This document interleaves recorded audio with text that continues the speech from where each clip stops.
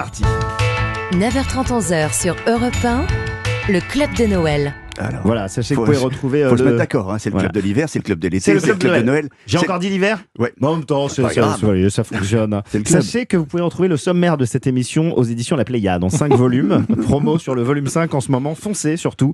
Arnaud Ducret et Tom Villa, merci d'avoir patienté et surtout d'être avec nous. Je croyais que c'était la fin de l'émission. Pardonnez-moi, je C'est croyais que c'était la fin de l'émission.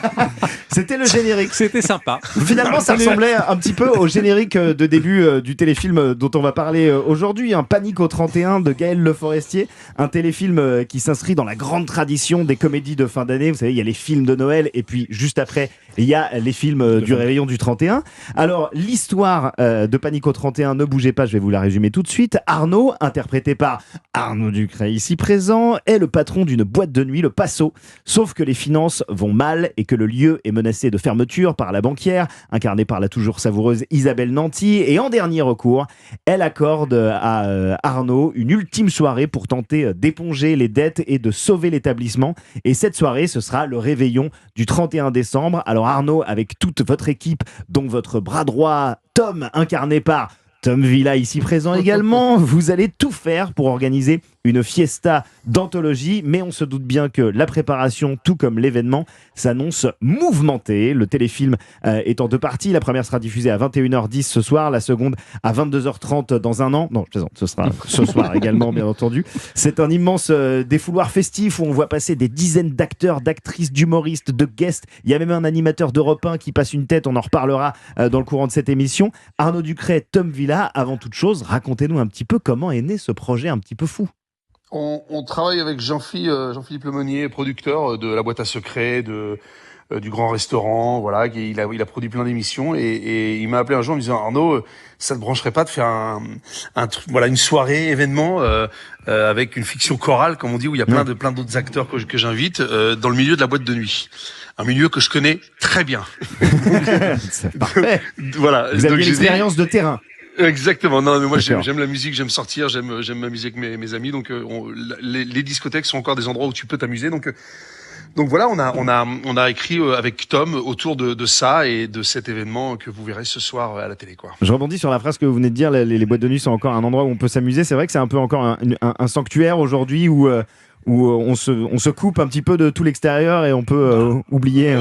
Ouais, mais en plus quand t'es jeune, moi je me souviens jeune quand tu sortais en discothèque, c'était le moment où voilà, c'était le week-end, tu sortais, tu savais que t'allais retrouver tes copains, que comme je le dis très bien, comme on l'a écrit d'ailleurs avec Tom, voilà, c'est un endroit où tu viens t'amuser, danser, les bras en l'air, les bras par terre, draguer, se rabibocher, se faire larguer. Enfin voilà, c'est quand même un endroit où il se passe plein de choses et surtout il y a de la musique. Bien et sûr. ça, la musique c'est extraordinaire et tu danses et tu t'amuses. Vous aussi, Tom Villa, vous aviez l'habitude de sortir un petit peu en boîte de nuit. Est-ce que c'était comme Arnaud Ducret, un terrain que vous connaissiez, que vous aviez pratiqué? C'est un terrain que je connais. Alors, j'ai moins d'expérience qu'Arnaud, qui est un peu la Lise Lucet des Macumba. Tous les parquets, il les a usés de ses épongés talents. dans toute la France. Non, mais c'était un lieu que je connaissais bien. Et puis en plus, avec les spectacles, aussi bien les miens que ceux d'Arnaud, c'est vrai qu'il y a une petite tradition, c'est que le week-end, le vendredi ou le samedi, après le spectacle, généralement les bars sont fermés. Donc si on veut boire un verre, c'est dans les boîtes de nuit locales, on va dire. Et donc là, c'est vrai qu'on a pu voir pas mal de boîtes dans toute la France. Ou Et faire ça la nous a fête inspiré après ce le Passo Club. spectacle. Oui, pour faire la fête après le spectacle, évidemment. Très bien. Et vous parliez effectivement de vos spectacles respectifs. Arnaud et Tom, vous avez déjà travaillé ensemble, hein, puisque Tom, vous avez participé à l'écriture de That's Life, le dernier one-man show en date d'Arnaud Ducret. J'imagine que ça, pour l'écriture de Panique au 31, puisque je rappelle que vous avez tous les deux écrit les dialogues de ce téléfilm, ça a dû fluidifier un petit peu le boulot, non ?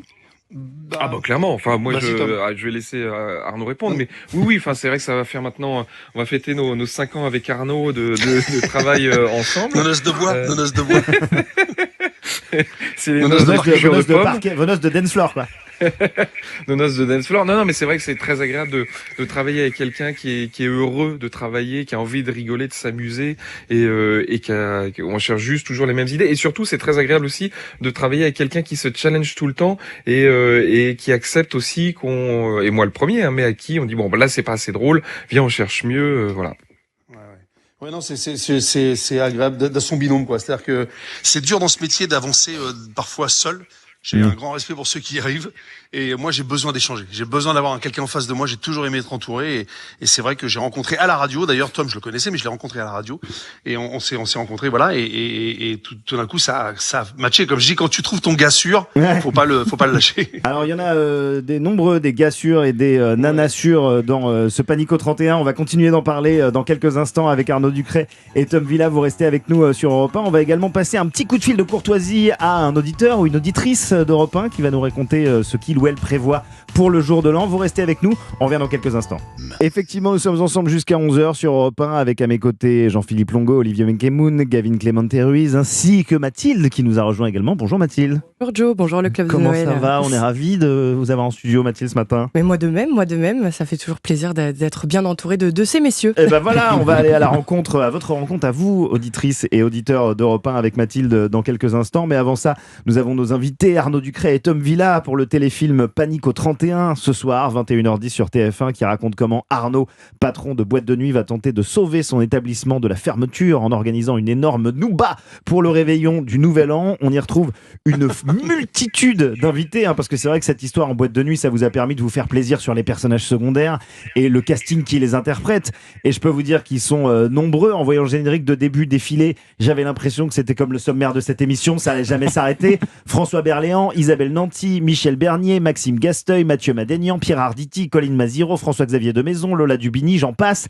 Alors, je vais vous poser une question que je pourrais pas poser à notre Premier ministre, par exemple. Comment vous avez réussi à rassembler autant de monde en même temps, au même endroit ? Allô ? Allô, vous m'entendez ? Vous avez pas entendu la question ?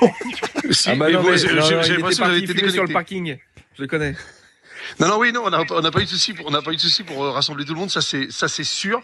Mais voilà, après c'était des problèmes d'agenda quand même. Il y avait des gros soucis d'agenda de chacun et donc ça a été le seul, on va dire, souci. Mais là où on était heureux, c'est que à la fin du tournage, ils nous ont tous dit qu'ils avaient passé un moment quand même très agréable et en l'ayant vu aussi. Donc on s'est dit bon, a priori on n'a pas trop. C'était important de pas les décevoir quoi, vu qu'ils le faisaient aussi par amitié certains et en tout cas on les a pas déçus avec les textes, donc ça c'était cool. Et tous ces rôles, vous les avez écrits sur mesure. Vous saviez exactement qui vous vouliez pour tel ou tel personnage ? Tom ? Ah bah oui, évidemment. Ouais, ça, on avait plein de noms en tête et qui nous ont dit oui tout de suite, comme je pense à Lionel Astier et on est des grands fans avec Arnaud de Kaamelott, donc c'est vrai que pour nous d'avoir Léo Dagan, c'était magnifique. Et ce qu'il y a de bien avec Lionel Astier, c'est qu'on avait la petite musique en écrivant les textes et on espérait que ça rende comme ça au moment où il allait les dire. Et puis on a fait une lecture avec Lionel Astier chez Arnaud 2-3 mois avant le tournage et ça rendait parfaitement ce qu'on avait en tête. Donc ça c'est merveilleux. C'est vrai que quand on se met dans les chaussons des acteurs, c'est génial.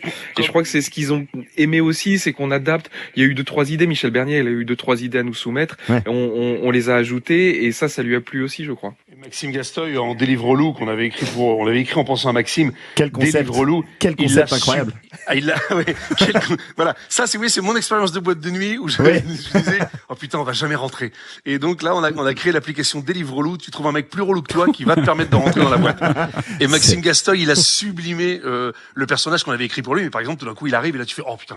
Et là tout d'un coup tu te dis c'est magnifique, il le fait tellement bien quoi. Ah bah c'est du cousu humain effectivement. Alors il y en a un, je pense que vous avez galéré pour l'avoir, on est bien placé pour le savoir parce qu'on sait qu'il est très très occupé par son émission La Table des Bons Vivants tous les samedis de 11h à 12h30 sur Europe 1. C'est Laurent Mariotte. Je vous avoue que c'était un peu la surprise de le voir débarquer. C'est lui qui gérait aussi le catering du tournage avec ses petits croque-monsieur ou comment ça s'est passé? Alors moi je tiens à dire à Laurent que, enfin moi j'ai une expérience avec Laurent. On a fait un jour un barbecue ensemble. Il a complètement foiré le barbecue. Je tiens à le dire. C'est pas cool parce qu'il est pas là pour se défendre. Des dossiers. Non, en tout cas, on aurait tellement aimé qu'il fasse le catering, mais le catering était très bon, mais on aurait tellement aimé qu'il le fasse, mais en tout cas, il a dit oui tout de suite, et alors on a eu cette petite pirouette que vous verrez dans le sketch ce soir pour les gens qui regarderont, et où c'est très très drôle, où il est rattrapé un peu par son professionnalisme, on va dire, dans la scène. Ouais. Alors on a lu ce matin dans la presse que vous étiez déjà peut-être éventuellement en train de travailler sur une suite. C'est vrai que ce téléfilm se termine sur une fin un petit peu ouverte, qu'on ne va pas dévoiler, mais qui laisse peut-être présager d'une suite. Est-ce que c'est de l'info ou de l'intox que c'est déjà un petit peu en gestation cette suite éventuelle? Vas-y Tom. Je te laisse Oh, répondre. c'est on réfléchit à une double trilogie parce que c'est vrai que ça. nous on aime bien les séries. Et non, bah oui, évidemment, on réfléchit, en vrai, on cogite à 2-3 idées. Après, pour le moment, c'est que le début. Et puis, bah, évidemment, que vous doutez bien, on attend les audiences de demain matin pour savoir si on fera une suite. Si on passera un bon ou réveillon. pas. Ouais, Oui, on sera là pour exactement. débriefer, vous inquiétez pas. Mais de toute façon, en tout cas, moi, je suis à peu près sûr que là, l'univers de la boîte de nuit, on l'a un peu balisé. Faudra qu'on parte dans un autre univers pour s'amuser. Alors toujours avec la même mécanique des personnages qui rentrent, qui sortent, etc. Mais voilà, je pense que ça peut être chouette de changer d'univers aussi. Très bien, Il merci. y a l'Assemblée nationale, hein, Voilà. on va faire un bon téléfilm sur C'est un l'Assemblée terrain, nationale. c'est un terrain propice, effectivement. Ouais. Je pense que là, effectivement, là, on peut, ouais. Voilà, Ça les change idées sont souvent. déjà toutes tracées, on a juste à... Ça va s'écrire tout seul, cette Ouais, c'est histoire. ça. Parfait.